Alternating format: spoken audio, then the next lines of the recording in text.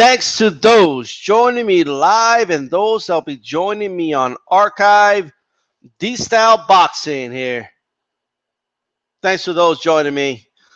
To those joining me on archive, remember, thumbs up the video, leave a comment, support the channel. And if you're live, then hey, join the chat and also thumbs up the whole thing. All right. Look, guys. I've been hearing a lot of discussion about pound for pound this, pound for pound that. Is Crawford pound for pound? Is Ward pound for pound? Is Teddy Atlas is pound for pound? Who's pound for pound? That pound. Like, I keep hearing a lot of pound for pound talk. Pound for pound this, pound for pound that. Pound for pound here, and you turn it all around. You do the pound for pound. That's what it's all about. Like, that's all I'm hearing nowadays. Pound for pound this, and can do the pound for pound, and let's do the pound for pound square dance. Let's do the pound for pound electric slide, and like it's just so much pound for pound, pound for pound, pound for pound, pound for pound. Enough of the pound for pound. Holy shit! Right, and that's me on delay. All right, I was opening up the chat there. What's up, Shreds? I see you in the chat. I'll join you guys in the chat in a little bit. Pound for pound. Let's not overcomplicate pound for pound. I know what a lot of people are going to say. And for the most part, it's true. Okay? Hey, I have my opinion. You have your opinion. I base pound for pound on whatever I want to base pound for pound on. You base pound for pound on whatever you want to base pound for pound on. You base it on what you want to base it on. I'll base it on what I want to base it on. My opinion, your opinion. Well, you know, you could have your opinion all you want, but what you can't have is, you know, you can't make up the correct historical perspective. You just can't. All right? Let's not overcomplicate it. All right? That's all I ask. Now, we're all going to have our opinions, right, of it, but let's not overcomplicate it. Let's just not. I mean, people they come up with these percentages. While pound for pound is like 50% eye test, 50% resume. Like all these things that just aren't true. These things aren't true. These are just things that people say. It comes out of their mouths. It's words that they say. But that just, and you could mask it. Well, it's my opinion. I could do whatever I want, man. It's my opinion. I live within my opinion. Look, whatever. Look, let's not overcomplicate pound for pound. Let's not make it more difficult than what it has to be. Let's first understand what it even means in the first place. What it even means in the first place. And to understand that, you have to have a historical perspective on pound for pound, right? We need to have a historical perspective on what pound for pound is. Well, what is that, D-Style? Tell us, D-Style. That's why we're here, D-Style. That's why we're listening to this video, D-Style. Just tell us, D-Style. Well, here it is. First of all, you have to understand boxing history. Boxing's lore, you know? When professional boxing, when Marcus of Queensberry first started, okay, when it became mostly, you know, just fist fight. When that started, by the way, in the chat, let me know if you could hear me. Let me know if there's any technical difficulties, because I'm noticing like people falling out of nowhere. So just let me know, okay? Let me know how that's going. Let me know if you hear any weird noises or if I'm cutting off. Let me know, okay, for those listening live. When professional boxing started, all right, first it started with no weight classes. right? Like dudes just went in and just fought each other, regardless of size, right? And then they started with one extra weight class, and then they added a couple more. Eventually, you had what they call the original 8 weight classes, and then they added the juniors and the supers, and they went on and added more weight classes, right? I mean that's a crash course on how that went down. But back, let's rewind back to when there was no weight classes. The concept of a weight class didn't exist, just like it didn't exist in in the schoolyard, okay? Just like it doesn't exist, in the streets, just like it doesn't exist in real life, okay? If you're holding hands with your girlfriend in the club and and another dude slaps her in the ass, okay? You're not gonna turn around and ask that guy how much does he weigh, right?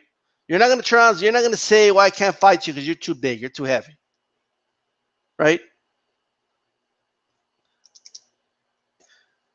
The idea of weight classes wasn't a thing.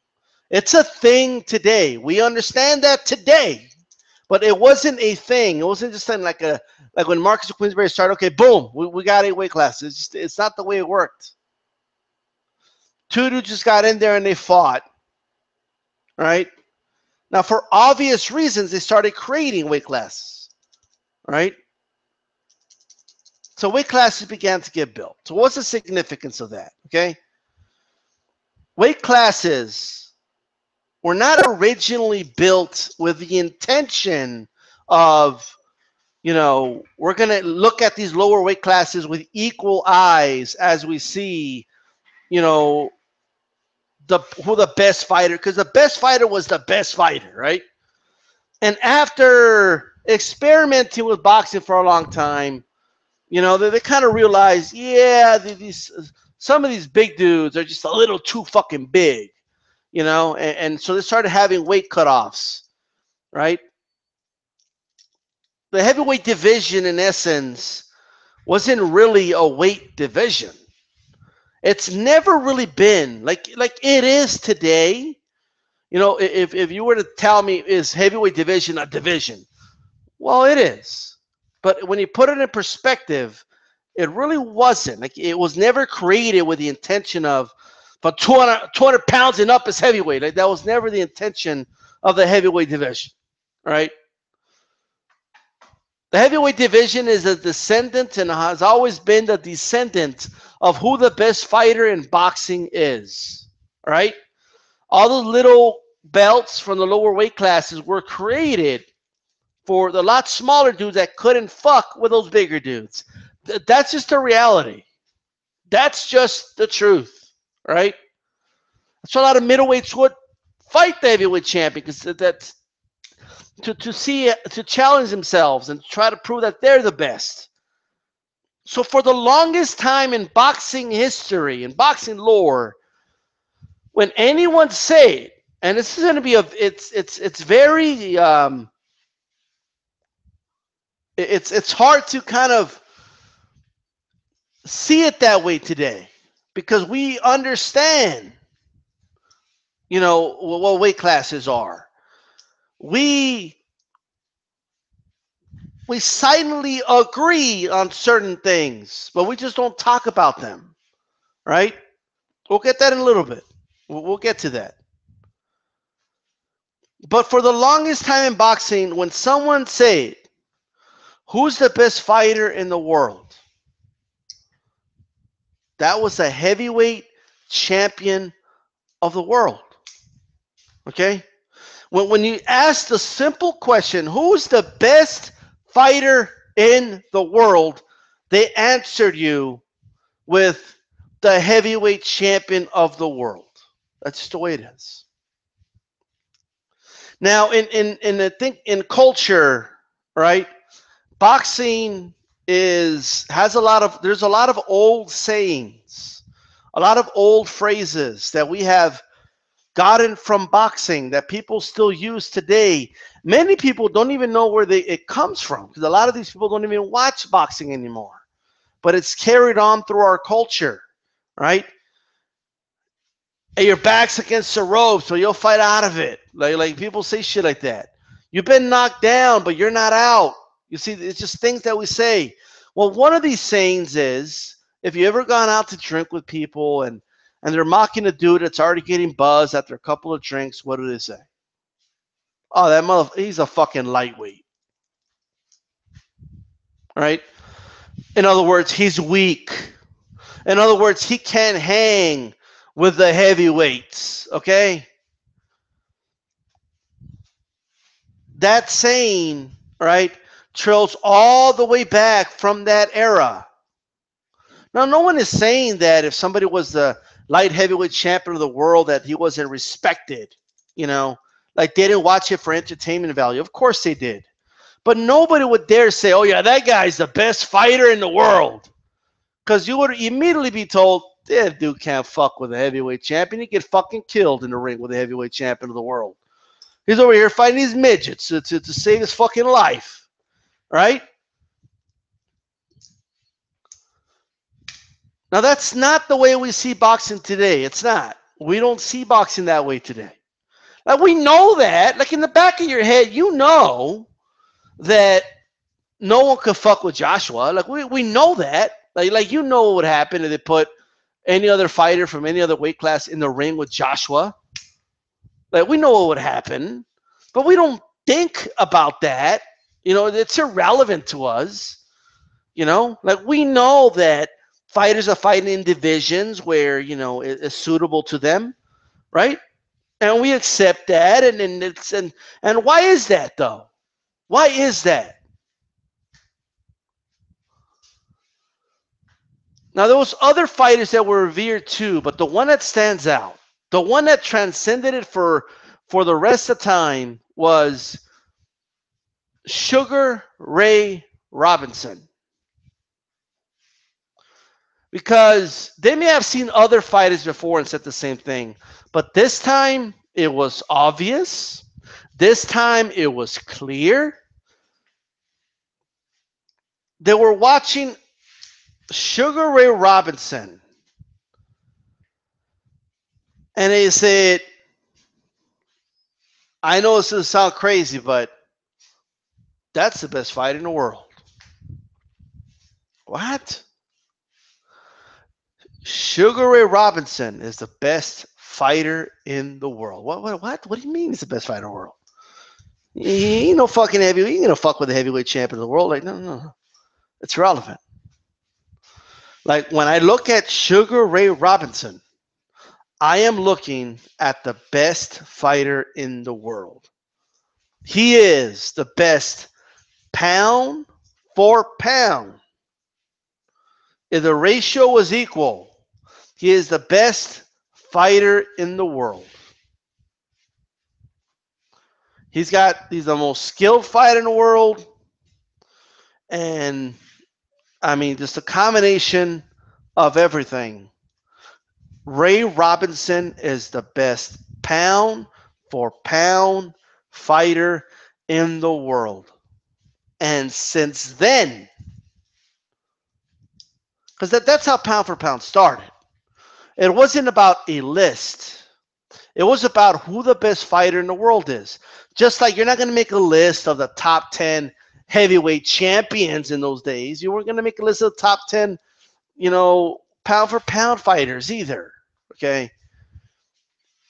Now, pound for pound lists are another thing, and they really caught on a lot with newspapers later on, and you know they would do them, and then of course they really caught on with boxing magazines. And I'm not saying they're not fun, and I'm not saying they don't have any relevance, but I'm just saying the original concept of pound for pound had nothing to do with a list or anything like that. It was just about who's the best fighter in the world.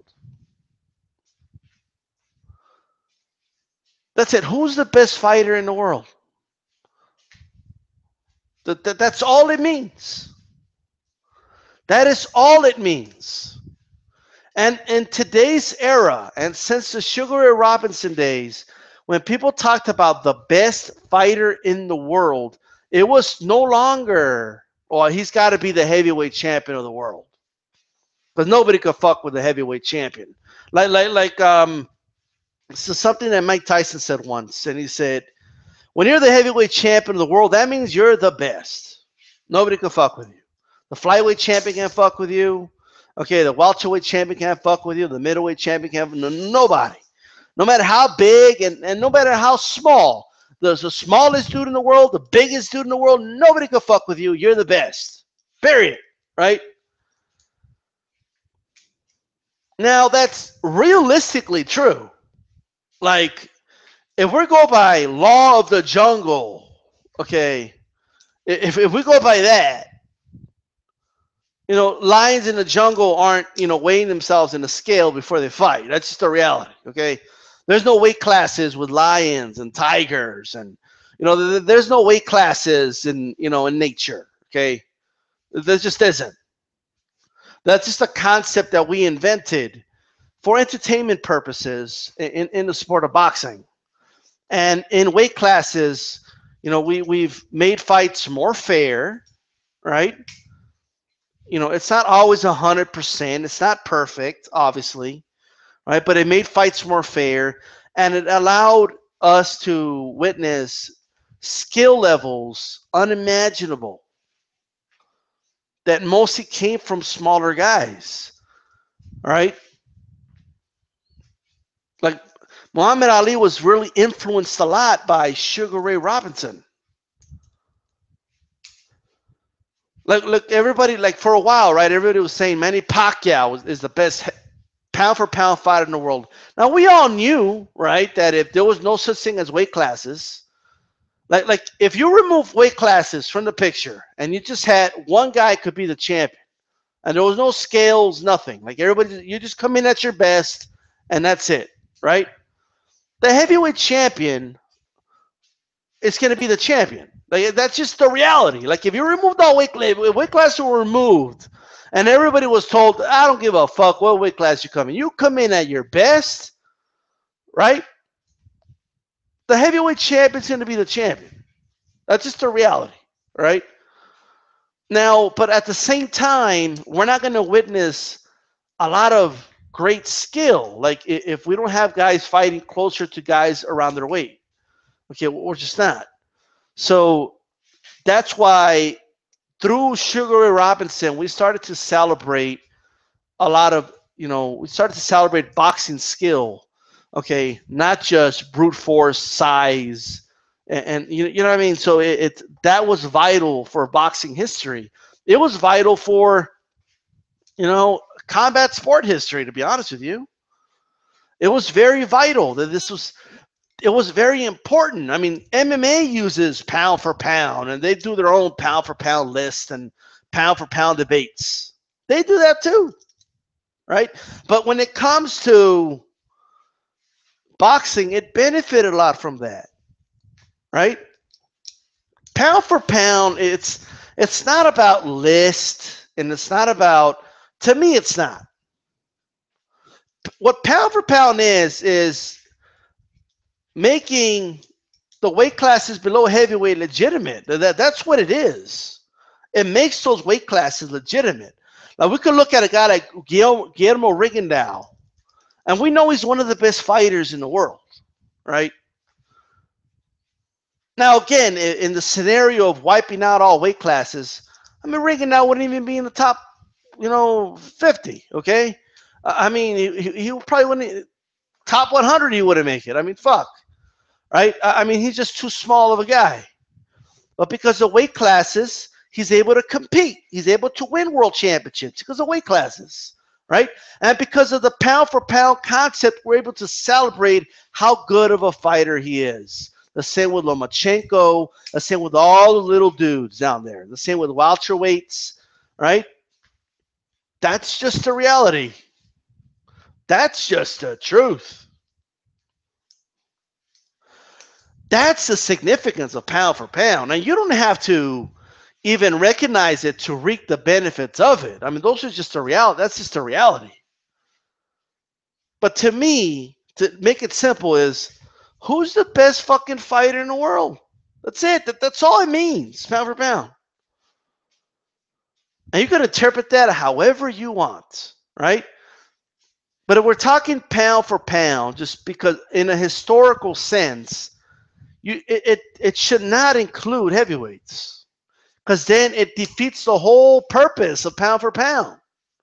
And when I see people put Joshua in pound for pound, I'm like, well, what are you doing? Joshua's already the heavyweight champion. Like, we already know that if we wiped out all the divisions, Joshua would win. But a big reason for that is because he's too big, too strong, too powerful. That's just the truth for anybody that's not a heavyweight. I mean, he's too big, too strong, too powerful for heavyweights. You know, what do you think Joshua does to like freaking Lomachenko? They were in box. Like, no weight class. They just fought. Like, what do you think would happen? We just hit him in the shoulders, hit him from one side of the ring to the other. Are you kidding me? No, we don't want that. That's why weight classes exist. Weight classes exist for a reason. But how do we celebrate those smaller fighters? Well, we live in a pound for pound era. We live in a post Sugar Ray Robinson era. We live in an era where we don't, particularly, maybe most don't understand it, but it's the reality. We look at things from a pound for pound concept. Even people that say, I don't believe in pound for pound, and like, they could say it all they want. It's at the end of the day, they live within that pound for pound concept. They just do. It's the concept is what's important. It's not so much people's list and what criteria they make, and everybody gets caught up with the top 10 list. You can make a list if you want. Lists are fun. That's it. It kind of ends there. But what's pound for pound? Pound for pound is who's the best fighter in the world? Who's the Sugar Ray Robinson of today? Right? Like that's what it is. That's exactly what it is. Right? I think people overcomplicate it, man. Look at the chat. Yeah, Shreds, I saw that, but we'll talk about that in another video. Bad Bart, yo, D-Style, glad to catch you live. He says, Caravan's a genius. He's learned more about boxing last month than Mayweather can learn in an entire lifetime. Or the Mayweathers, anyway. Great point for pound for pound. Well, thank you, sir. For those joining live, make sure you click the like button, please. Make sure you click the like button. So who does D-Style believe? And this, you see, a lot of this is where people get it twisted, right? They're like, well, it's about opinion. It's about opinion, man. It's my opinion, man. Well, I just told you what pound for pound concept is. That's what it is. That is supported by history. That's what it is. Now, who you believe is the best fighter in the world and who I believe is the best fighter in the world, then that's where the opinion starts. In my opinion, Crawford is the best fighter in the world. From what I see, he's the best in the world, right? I believe Terrence Crawford is the best in the world, okay? So to me, when it comes to resume and all that, of course it's important because resume is to show how much you've proven, okay? Like the test that you've passed goes a long way to show how good you are, right? If you're not tested that much, then the eye test you could easily fall into what could be called the halo effect, okay? And you start to, the eye test could be very deceiving. A guy could look like $1 million against opponents that aren't that good, right? So it's not just the eye test, but yes, the eye test is important. Resume, it's like people get it twisted, in my opinion, right? They're like, well, come on, man, you got to have the resume, and I agree and disagree at the same time.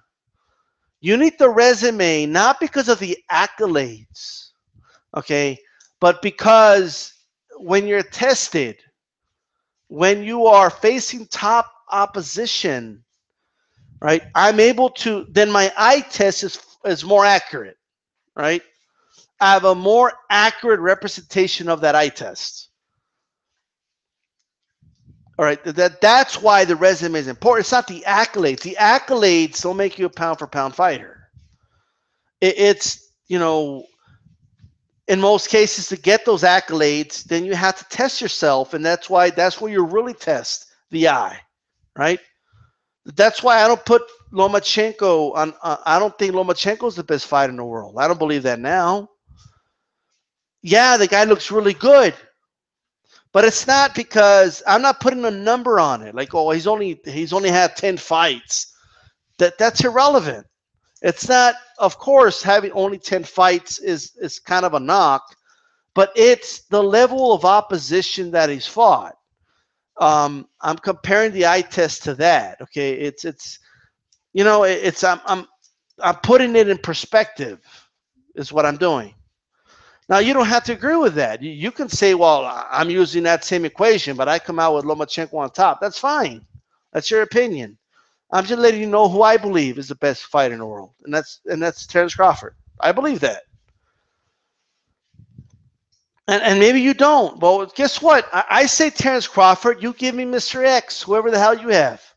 I'll talk to you in 3 years, all right? And then we'll keep talking, right? Because I believe Crawford's still going to be on top in 3 years. I do. Like, all of us come on here, man. Like, when you had a channel for a long time, I'm not always going to get it right, but I have a reputation here. I need to have a very good batting average, right? And I'm telling you, Crawford is going to be on top of boxing in 3 years, okay? And I don't know what name you guys have in mind. There's not really, like, I mean, he may be on top in 3 years. We'll see, right? But, like, all these things are going to be, like, we're going to find out. You know, it's not like we're not going to find out in time, you know? So, like, I'm just saying, like, of course you're entitled to your opinion, right? Of course you are. But at the same time, we have to have an accurate representation of what the historical facts are and how pound for pound started in the first one, and what its original intent was. Now you may say, well, fuck the original intent. This is what I believe. Well, that's fine, okay? But you don't own the pound for pound concept. Like, you don't have, you know, legal rights to it or something. Like, the pound for pound concept is what it is. You know, it exists. And boxing fans, whether they know it or don't, acknowledge it or don't, we're living within that pound for pound bubble. Like, we just are, right?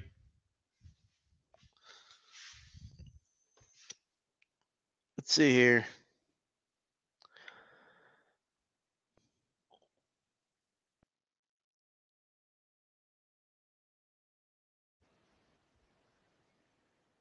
Let's see what I can see here. These people are, I don't know what you're calling, lunatics. Are you talking about Connor's people?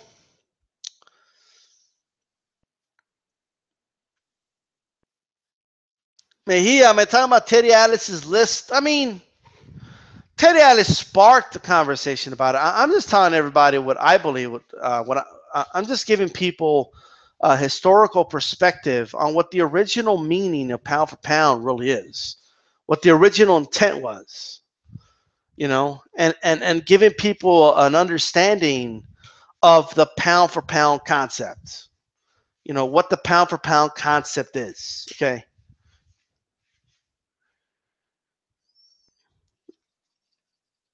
All right, Bad Bart says Bud is the beast. Mejia has Ward as the best in the world. Hawker Mustang believes Canelo is pound for pound number one. I'm surprised Hawker Mustang didn't pick GGG. Right, Bad Bart, he throws punches like Darryl Strawberry swung a baseball bat. Man and Water, the pound for pound arguments sound like religious arguments. Yeah, people are just making up their own shit, man. Like, it's kind of like, well, it's my opinion, it's my list. So, I mean, that's fine, I guess. But it's not what the original intent of pound for pound was. And it's not really true to what the pound for pound concept is. Okay, there's three things to look at, guys. Okay, for those that came in late, right? There's pound for pound list, okay, like top 10 list, which I honestly don't care about. I don't do lists, right? There's the pound for pound concept, right? The pound for pound concept. And then there's what the original meaning of pound for pound was, right? So, and what I believe it's really intended for one fighter. It's always been. It's not till boxing magazines really started top 10 lists that people caught on to it. And in the age of the internet, boxing websites do it too. And, and I get it, but that wasn't ever the intent behind pound for pound. It just wasn't the intent behind that, right? So for those that came in late, just to kind of give you a quick recap, right? If you were like, just imagine this, right? And this is all I ask, okay? Because there's a lot of people, man, that like they're stuck in their ways and they don't listen. So listen, right? Imagine wiping out every division in boxing. Every division. Like just imagine that. And all fighters were just told, all right, we no longer have divisions in boxing. Just get in the best fucking shape you can get and get in the ring, right? Who would the heavy? And there can only be there was no more weight classes, so there was one world champion. Who's going to be the world champion? The heavyweight champion of the world is going to be the world champion, right? If everyone got in shape, came in at their best, the heavyweight champion of the world would be the champion. In fact, that's exactly what boxing was before they invented weight classes. The top dude, that was the heavyweight champion of the world. That was the world champion. Now, of course, once they started to build weight classes for obvious reasons, right? Weight classes at first were not, people in those days did not view it the way we view them today. Not saying they didn't respect them, not saying they didn't in any way revere them, but they did not view it the way we view it today. So when you look at old sayings, what do people say? Oh, that guy's a lightweight, right? It's a very demeaning term. Like it's not meant as a compliment. It means that this fucker's a pussy. He can't hang with heavyweight drinkers like us, right? Like, you know what I mean? So when Sugar Robbins came along, the pound for pound concept grew. Okay, people saw that like they were the best fight in the world was always seen as they always revered the heavyweight champion of the world as the best fight in the world. That's just the way it always was. Aside from like some big boxing scribes who maybe looked at Benny Leonard and said that guy's the best, or but besides that, right? When it really blew up was when Sugar Ray Robinson was on top at welterweight, okay? And people saw him and they said that guy's the best pound for pound fighter in the world.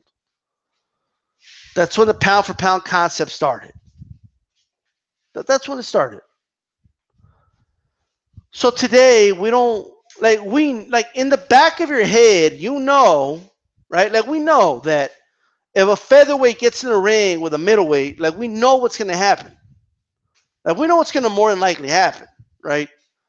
But we don't think about that. Like it's irrelevant to us because we are watching boxing through a very pound for pound concept. That's just the way we watch boxing, how we understand boxing, how we put an understanding on, even the people attempting to make their list. It's how they built that list. Capiche?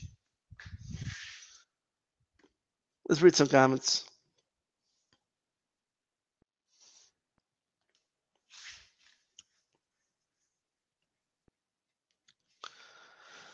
Mejia says, this makes sense to me. Hawker Mustang says Sugar Robinson's overrated. No, you don't say. That shocks me, right? All right, Man of Water, the pound pound lists are supposed to be about the fighters that are perceived to have the most skill, regardless of weight. But when people make lists, there are always obvious bias. So the list becomes more about these are my favorite fighters. Well, that happens a lot. I agree with that. I agree with that.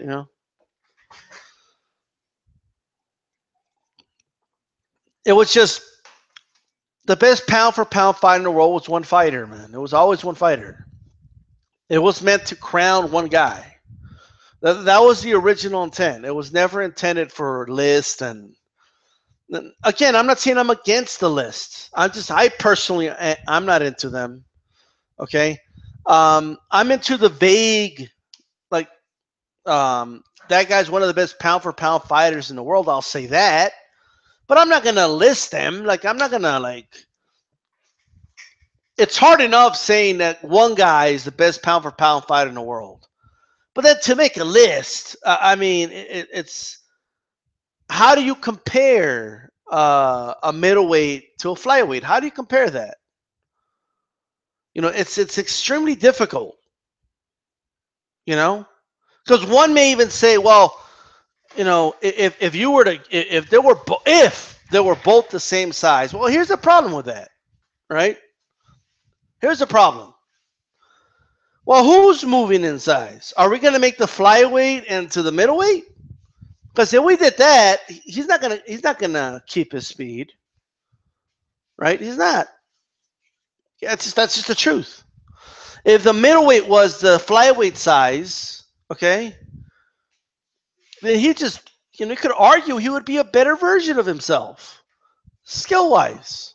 Maybe not skill-wise, but just on what he can do, like the pace of the fight. It's a very tricky concept, and it's just something I don't like. To me, it's irrelevant. Like if a dude's number 6 or number 7 in the pound for pound, it's honestly irrelevant. Like it honestly doesn't matter. Like it's like who's number 4 and who's number 3. It doesn't matter. Because at that point, a lot of these guys aren't even going to ever fight each other. So it's irrelevant where you rank them, right? It honestly is. What matters is that the term, he's one of the best pound for pound in the world. It doesn't matter if he's number 3 or number 4 or number 7 in your list, okay? It doesn't matter.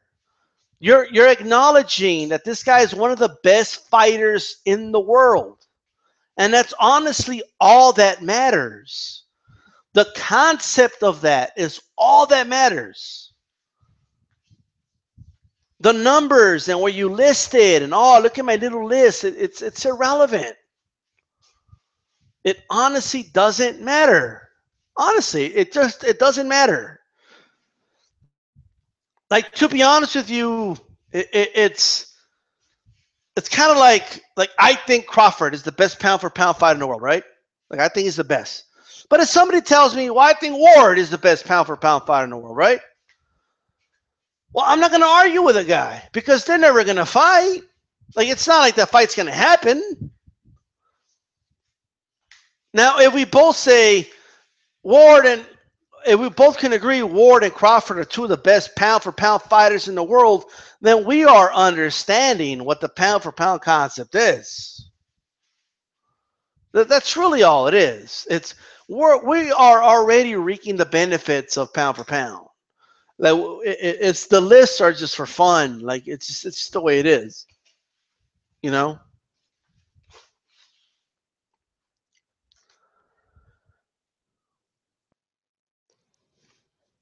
All right, Hawker, calm down there.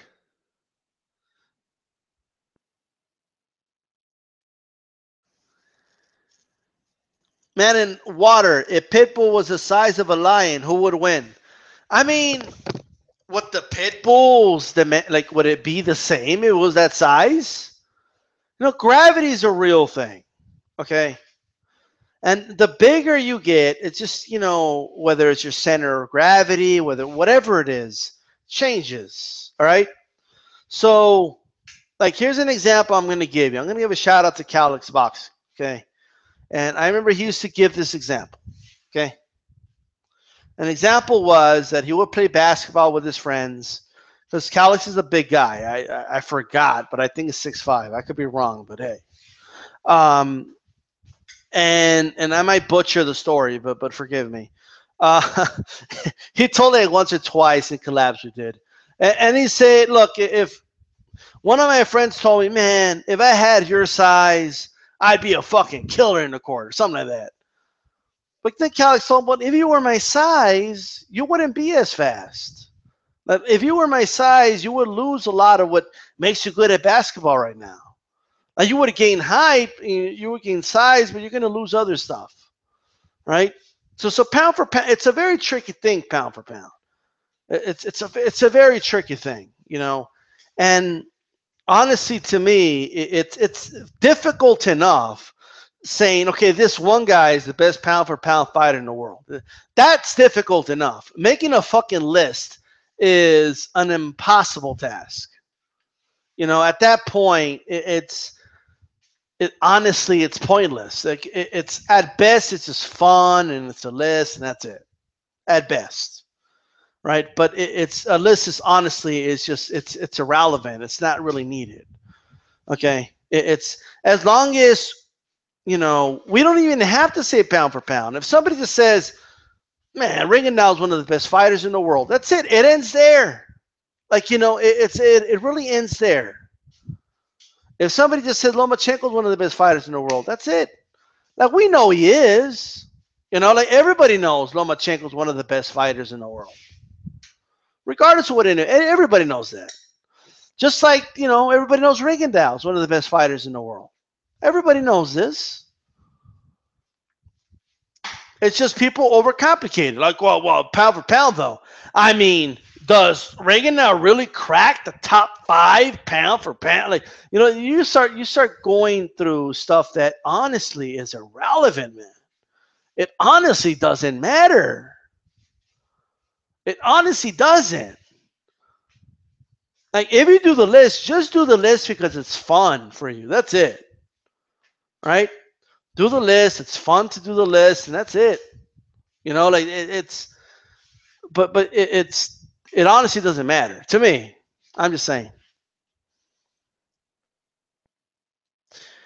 Hawker Mustang, Ward is the best pound for pound at cheating. You know, Hawker Mustang. You know, you notice your patterns, right? Like, I'm just saying. If you know, it's kind of like I don't know, man. It's kind of like telling a pigeon telling the eagle, like, man, if I was your size, well, you know, what if you were my size? You know, what if? Just saying, right? So there's a lot of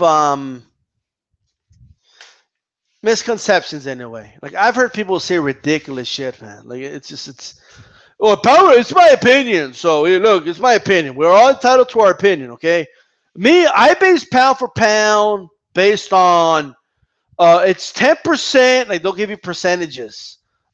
It's 10% eye test, 20% accomplishments, 30%, what have you done for me lately? Like, it's like these percentages and like, I get it, right? Like, oh, it's a criteria, and at least you're giving a criteria, but it's all that's bullshit, man. Like, all that doesn't mean anything. Like, it's just you're just making that up. Okay, it's just a criteria that you made up. Like, it's not based on anything other than your own reality. Okay, that's it. Right? It's like your own fantasy list. That's really all it is, right?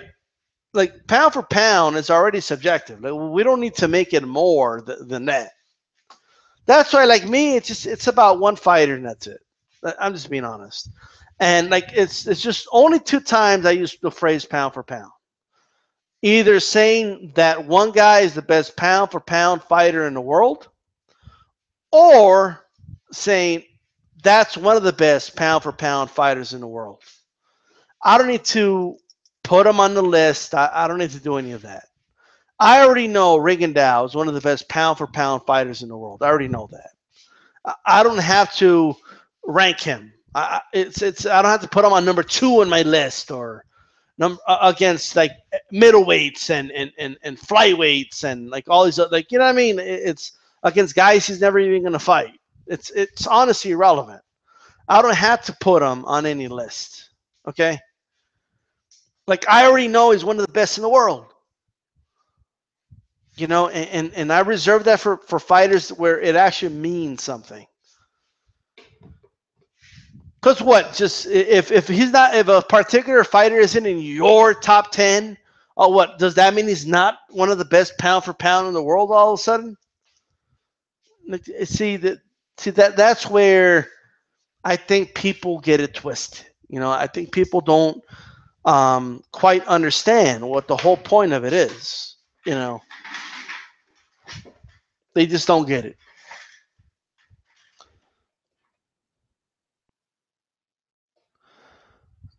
Heightland.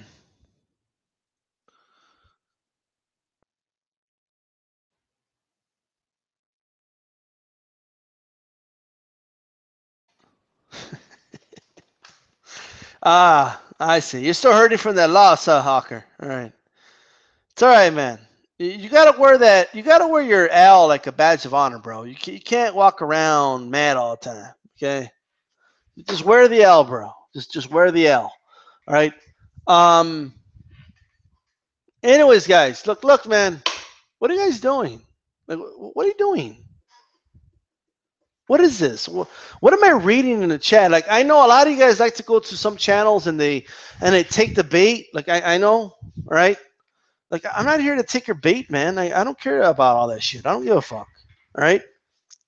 I don't care. Like you know, you guys notice how I have my own channel and I just talked about what D-Style wants to talk about? You notice that? Like, I'm talking right now. This is my fucking stage. I get to talk and I have my own channel and I give people my perspective and my opinion, right? What's the point? What are you guys doing? What is this? What's some of the shit I'm reading in the chat? Honestly, you guys have to analyze yourselves a little bit.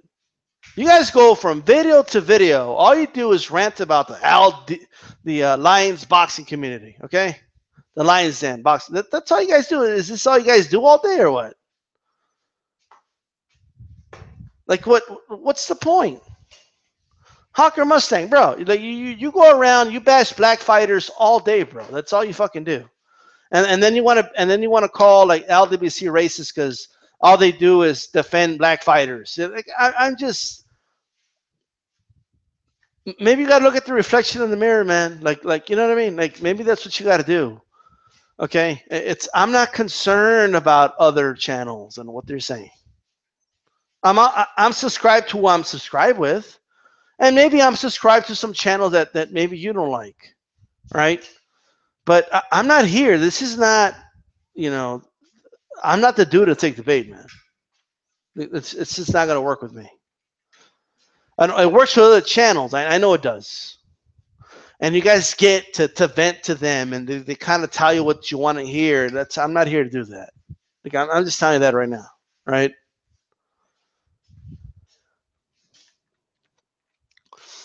Bad Bart, who do you like between Rigo and Loma?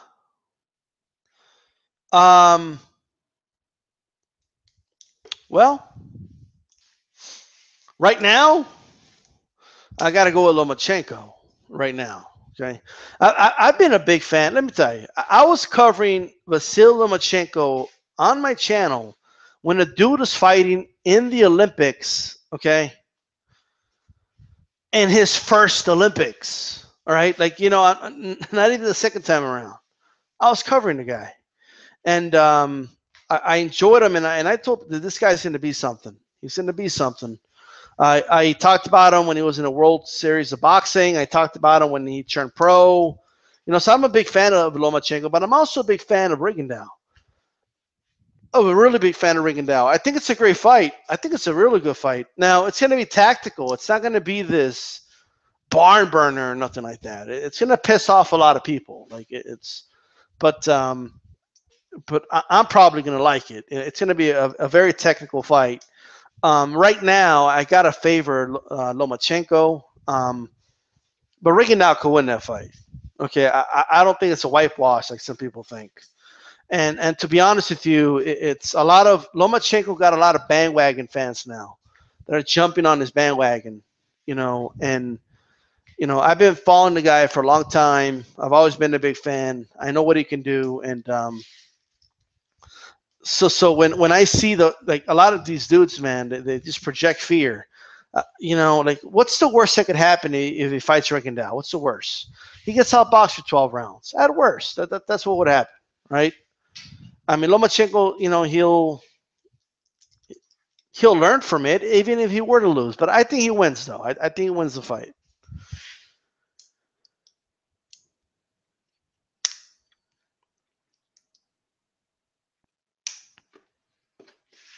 Let's see here. What should Ndango do now besides? I'm going to talk about Ndango Crawford a little bit, actually. I'm going to do that in another video. I think Loma beat Rigo. I would be tough, but Loma winning. Yeah, I think it's a great fight. I think it's a great boxing fight. That's a fight for boxing purists, man. I think it's a fight for anybody, but I think it's a boxing purist dream. That's a hell of a technical boxing fight. I would love to watch that fight.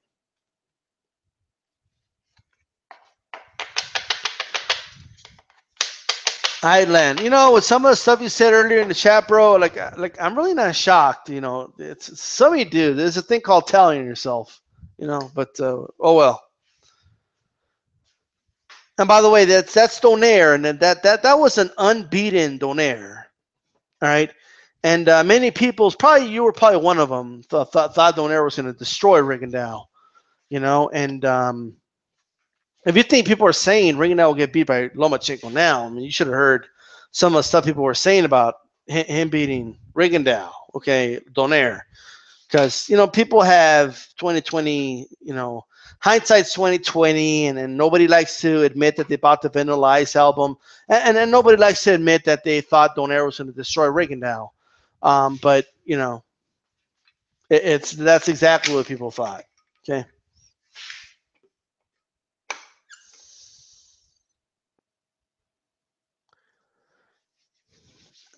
If it happens at 130, happens at if he signs it, he signs it, man. If he signs a fight, he signs a fight. Anyways, guys, I'm actually going to do another video in a little bit. All right? In a little bit, I'm going to do a video. I'm going to talk a little bit about this Crawford and Ndango thing because I'm hearing a lot of the narratives out there, and I want to talk about them. Right? This DStyleBoxing. I'm out.